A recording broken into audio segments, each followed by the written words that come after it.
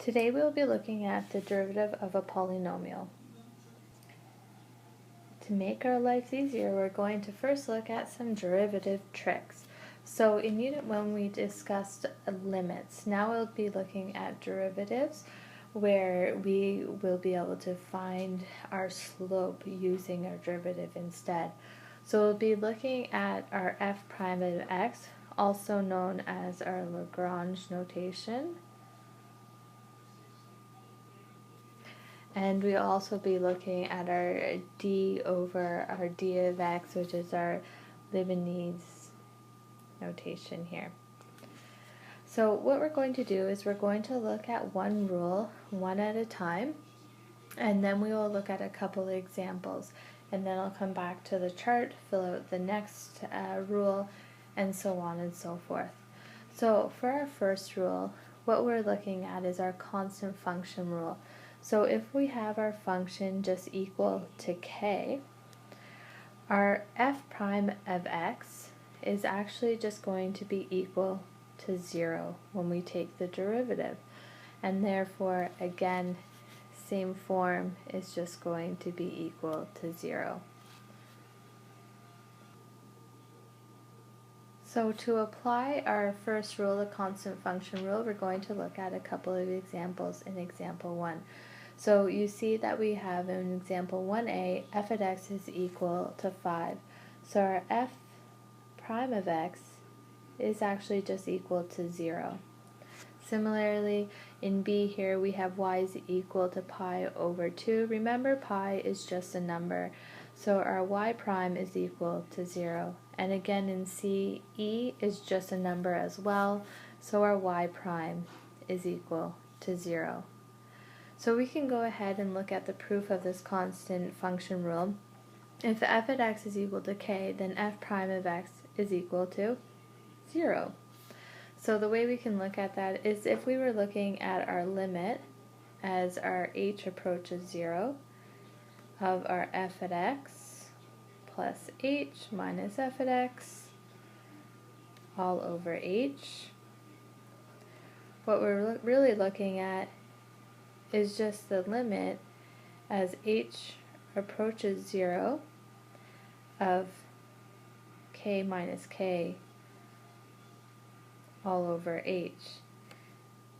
And we know that k minus k would just be equal to 0 over h, giving us 0. Now some of us might be wondering, well, how did I know that f at x plus h was just equal to k?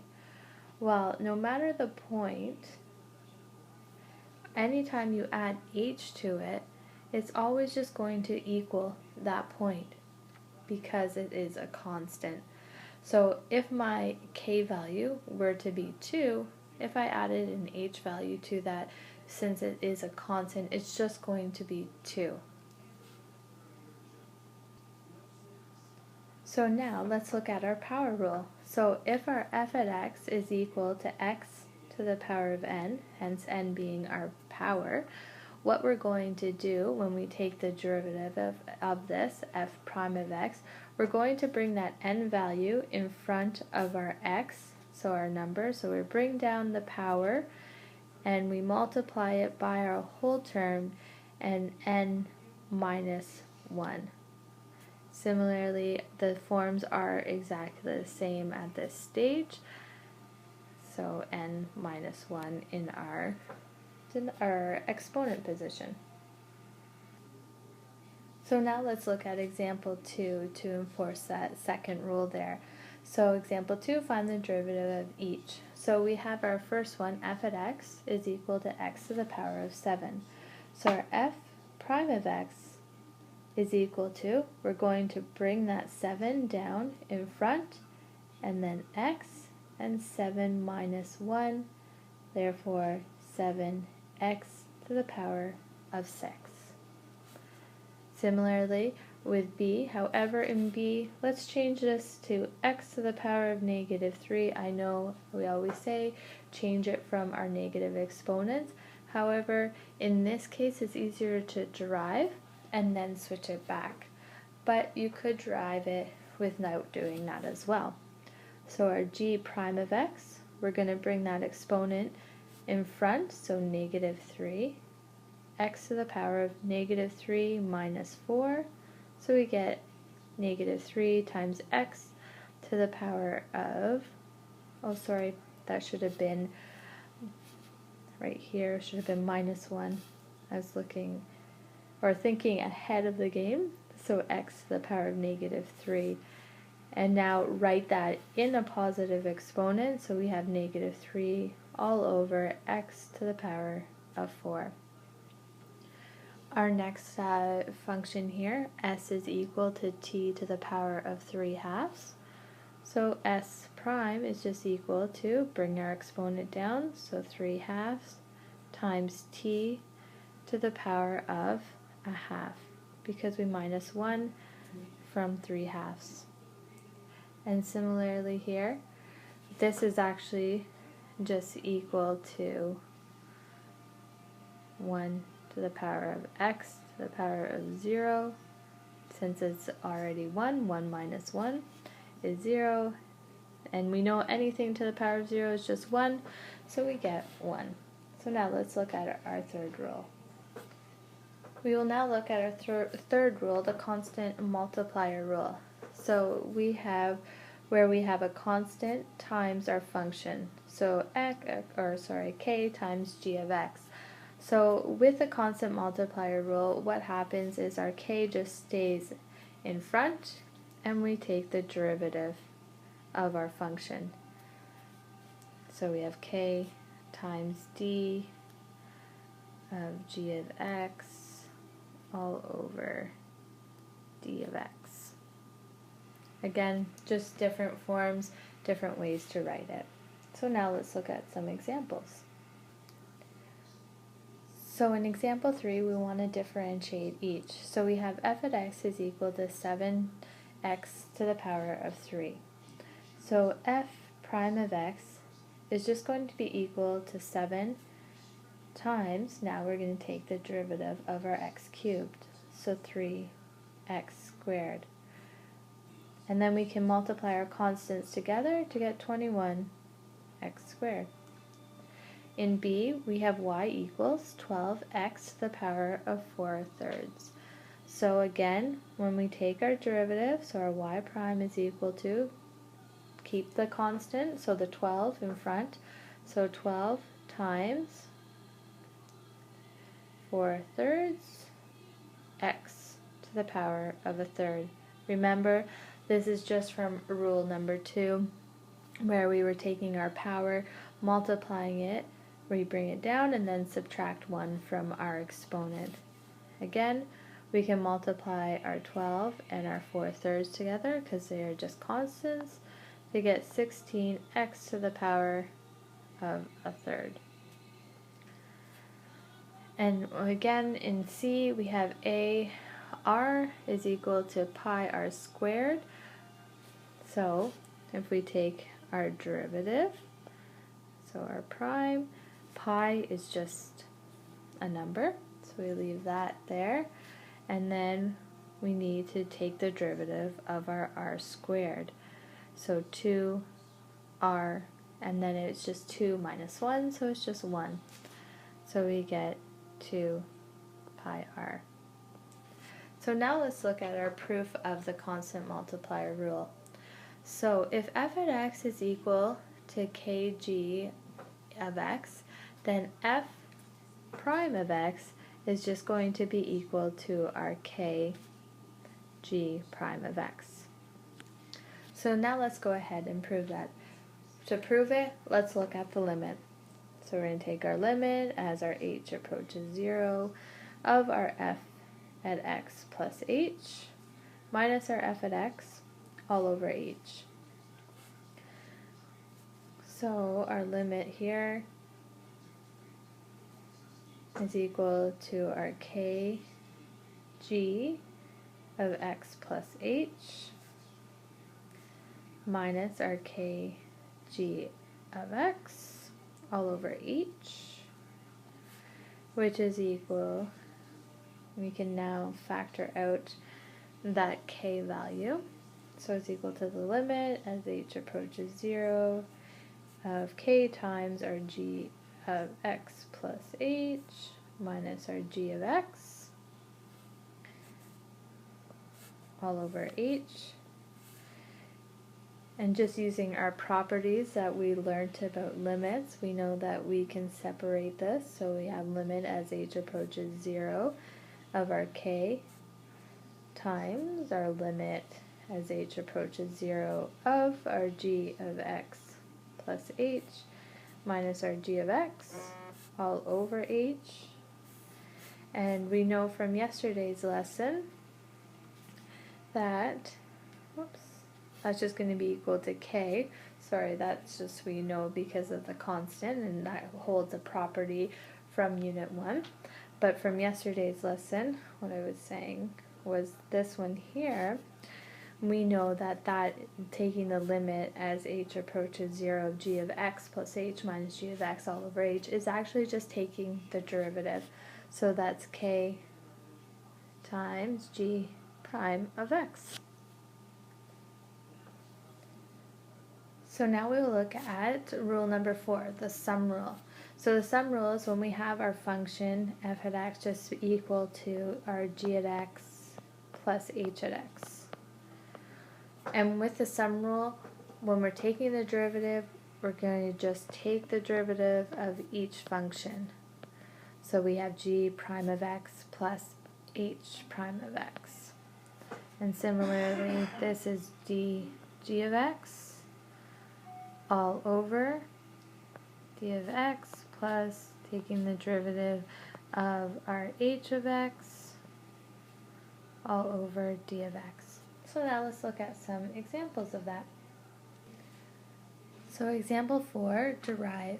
So a, we have our f at x is equal to 3x squared plus 2 of x.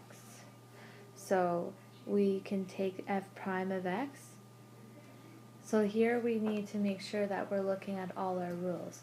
So we're looking at, we have a constant, so 3 times 2 of x plus 2 of x is just going to be equal to 2 because x here is just x to the power of 1. If we brought that 1 down, 1 minus 1 is just going to be 0, x to the power of 0. We all know it's equal to 1. So here we can write 6x plus 2. Now if you can do this in one step, please feel free to. I'm just showing you in a couple steps since it is new to a lot of us. So in b here we have g of x equals a half x to the power of 4 plus 3x cubed plus 3.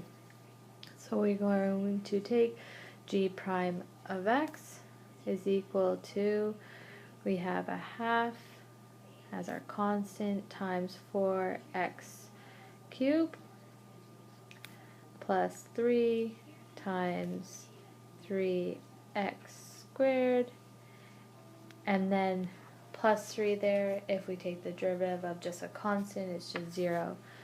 So we don't need to write anything down there. So now this is equal to, we just multiply our constants together. So we get 2x cubed plus 9x squared. C, we have y equals negative 1 over 3x to the power of 6 minus 5 cubed root of x minus pi.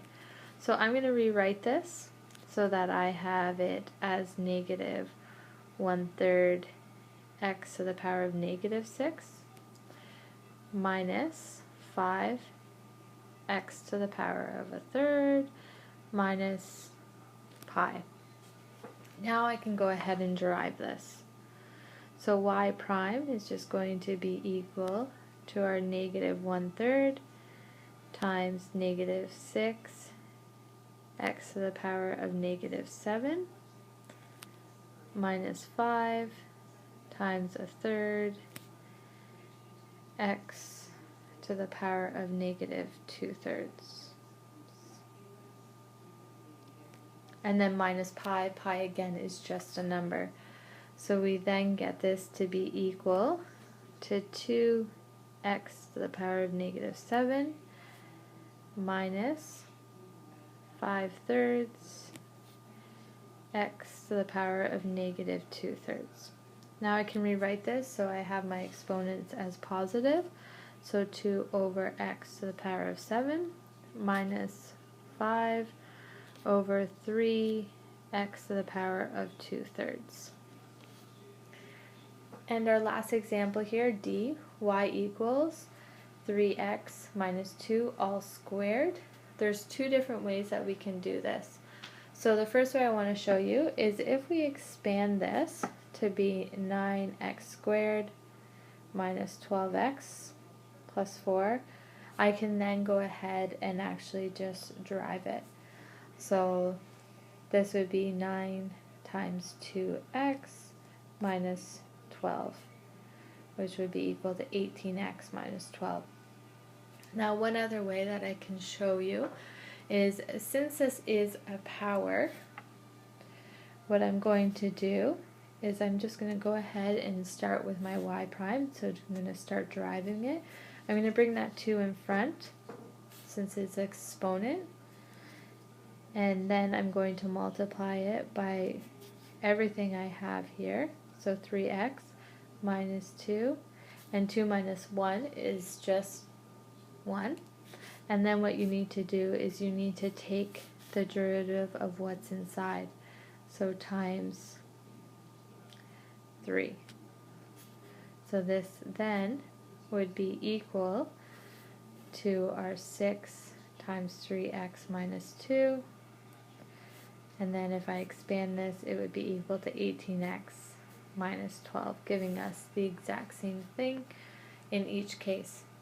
However, the first one that I showed you is what I would expect you to do at this point.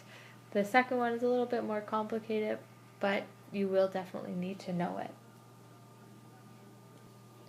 Now the last rule we'll be looking at is the difference rule. So if we have our function equal to g of x minus h of x, when I take my derivative of that, so f prime, I'm going to have g prime of x minus h prime of x. Similar to our sum rule, but now it's called the difference rule because it's subtraction. And similarly, we have dg of x all over d of x minus our dh of x over d of x. So now let's look at a couple examples of that. So in example 5, we're looking at determining f prime of negative 2 for the function f at x equals 2 over 8, or x squared. Now this is a little bit different just because now we have an actual value for our x. However, what I would like you to do is always take the derivative of the function and then find what the value is of our derivative at that point. So here we have 2 over our x squared, so I'm going to rewrite that as 2x to the power of negative 2. So my f prime of x is just going to be equal to negative 4x to the power of negative 3. I can rewrite that as negative 4 over x cubed. And now I can figure out what my f prime of negative 2 is just by subbing in that negative 2 into my x position. So I have negative 4 all over negative 2 cubed, which is equal to negative 4 over negative 8, which we can reduce to a half.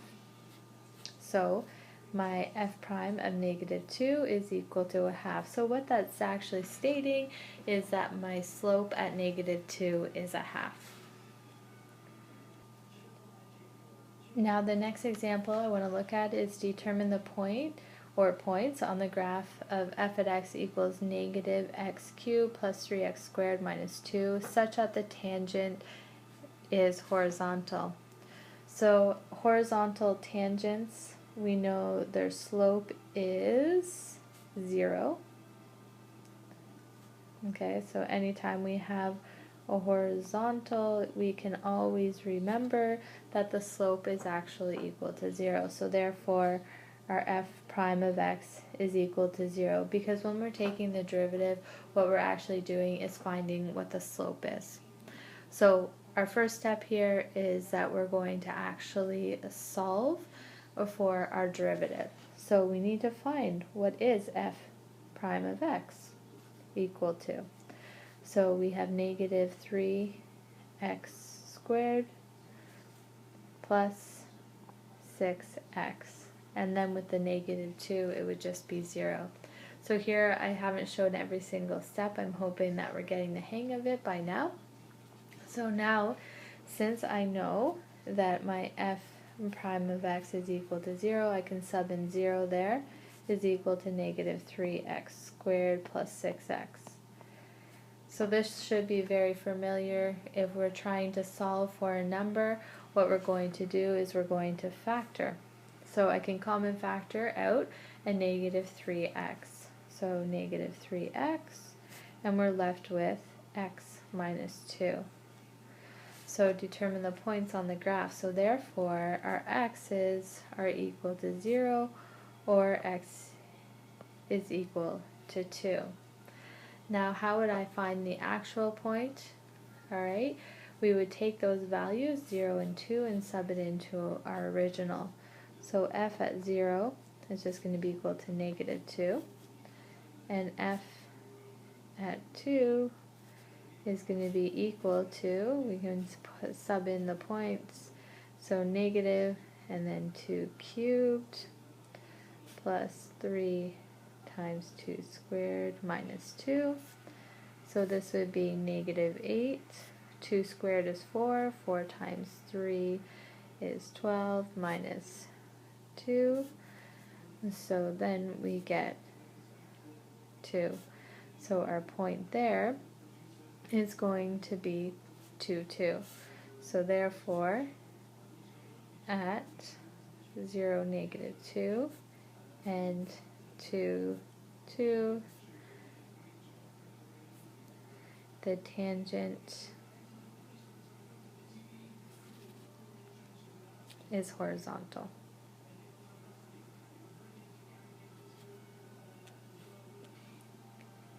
So now in example 7, we want to find the equation of the tangent to the graph f at x equals negative x cubed plus 3x squared minus 2 at x equals 1.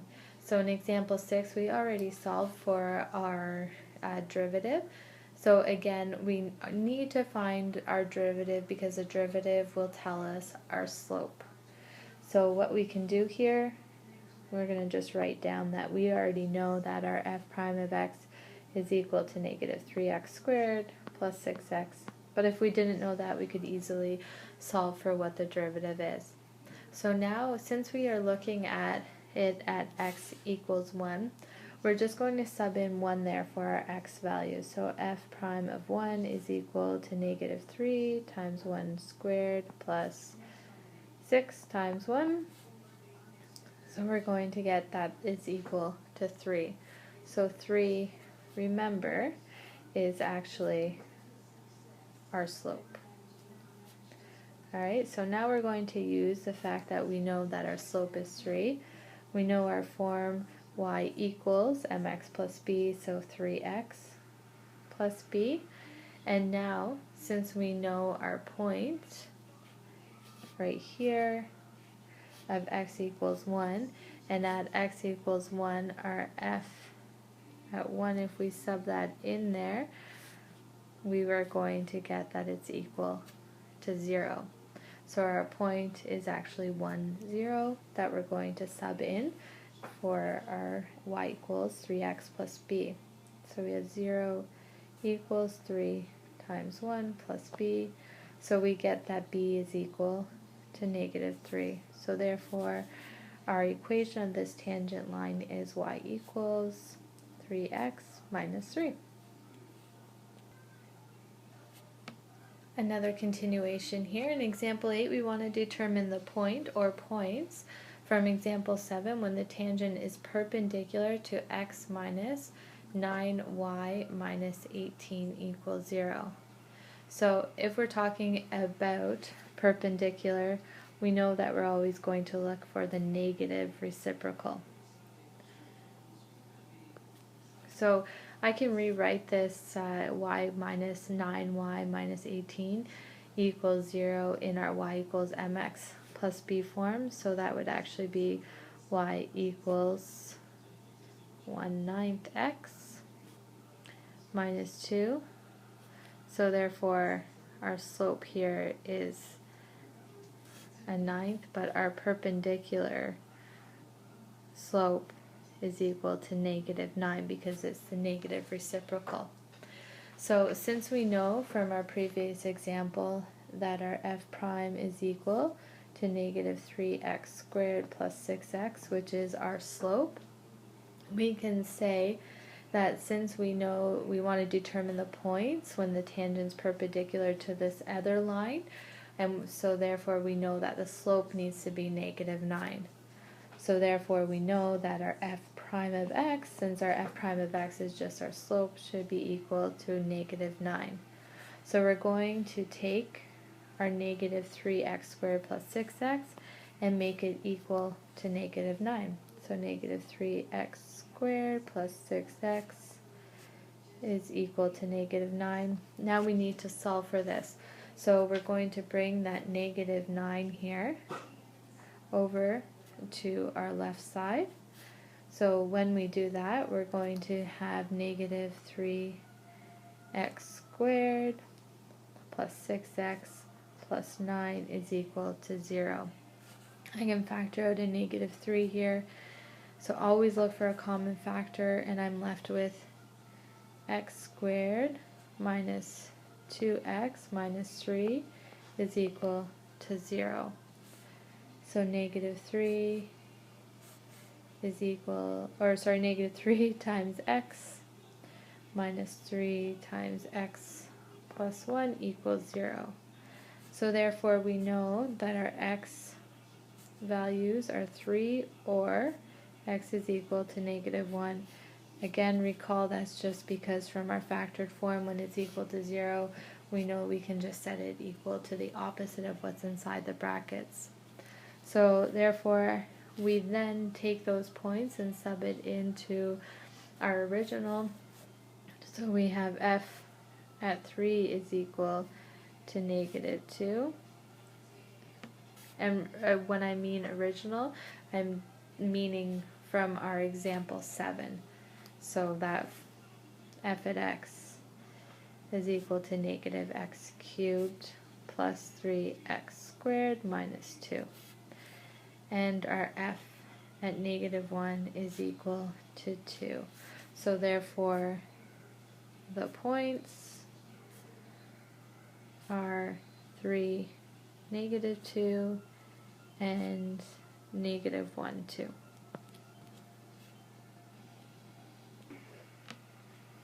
Now our last two examples here are very similar to one another. So example 9, tangents are drawn from the point 1, -4 to the parabola y equals x squared minus 1. We want to find the coordinates of the point or points at which these tangents touch the curve. Illustrate your answer with a sketch. So what I want to do here is just have our sketch ready here. So our x and y axes. If I draw my parabola here, I'm going to have something similar to this. Okay, so this is just our y equals x squared minus 1. We should all be really strong at drawing our parabolas by now. So what we want to look at is we want to look at the tangents that are drawn from your point 1, -4. So roughly 1, -4 is going to be down here. So this is our point 1, -4. I don't know exactly what point that our tangent line is going to hit our curve, but it will look something similar to that. Pardon my drawing skills here. And similarly on the other side. So visually I see that I should be hitting 2 points on my parabola from the point 1, -4. So what we can go and do is go ahead and start to algebraically solve this.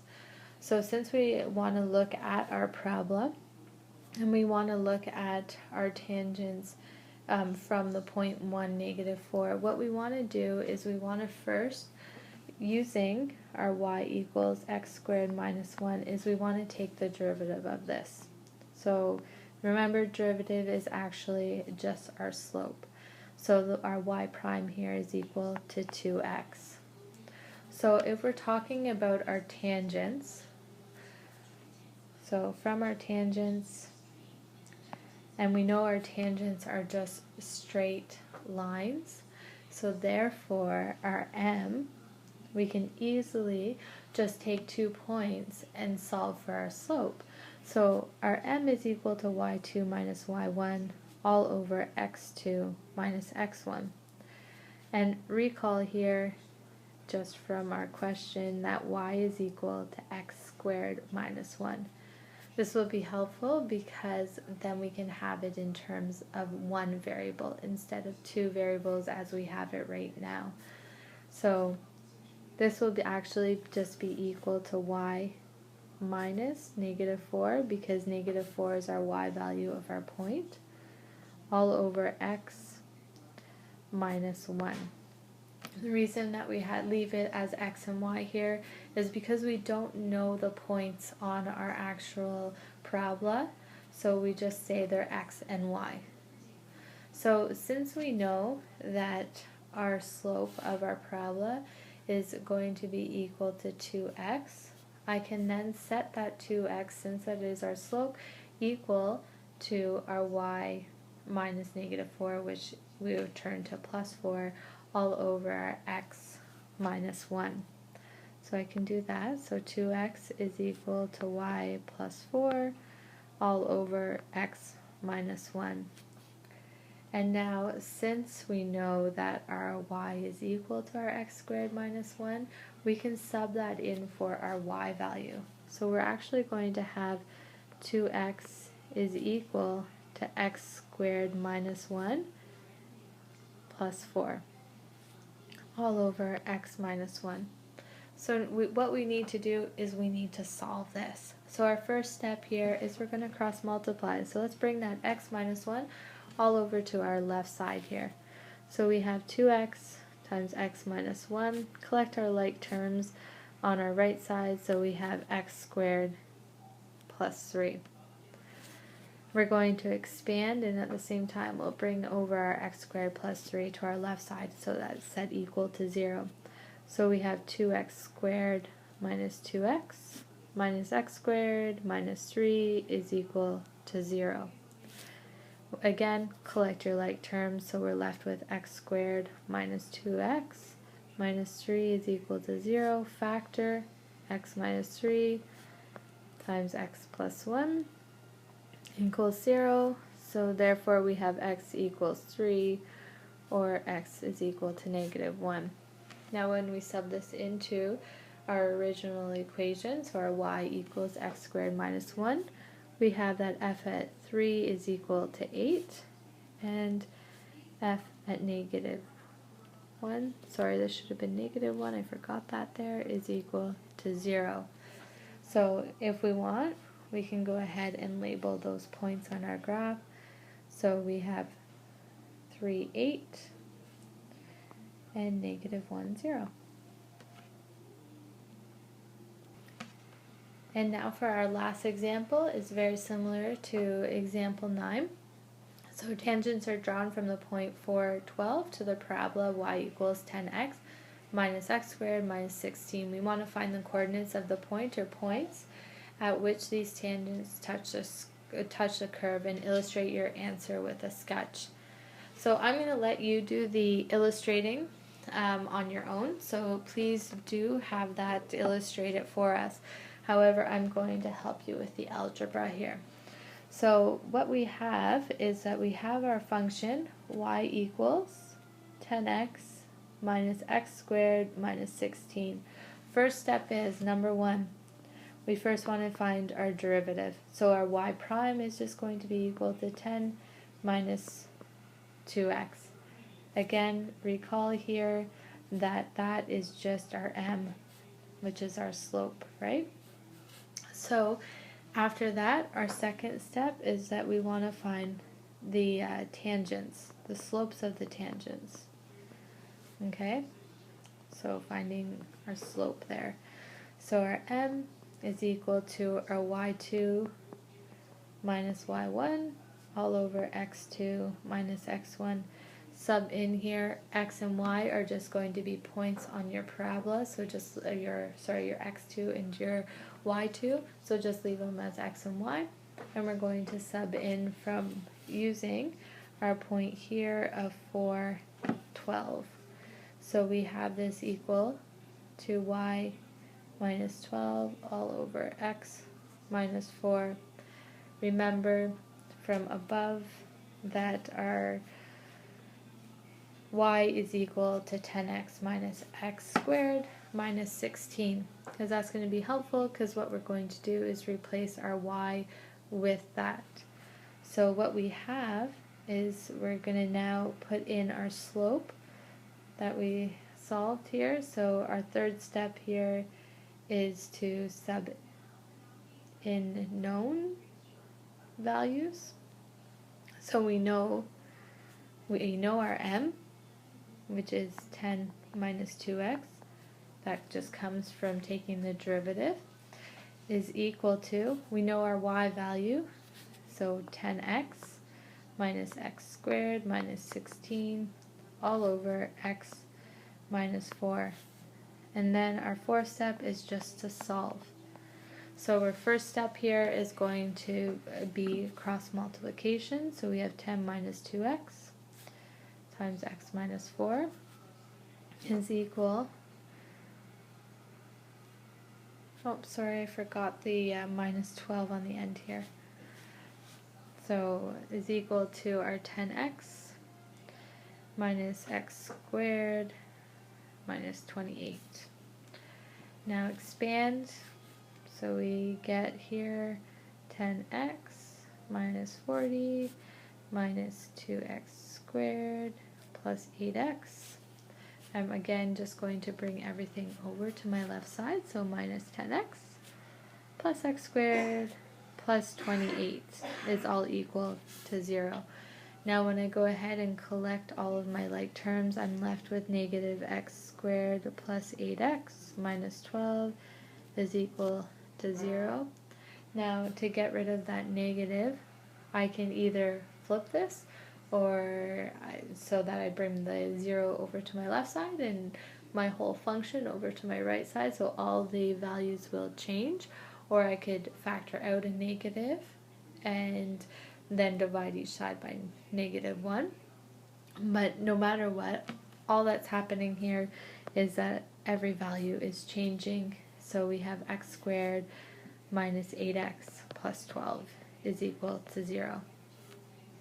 And then we can factor this, so x minus 6 times x minus 2 is equal to 0. So we have x equals 6 or x equals 2. So f at 6 is equal to 8, and f at 2 is equal to 0.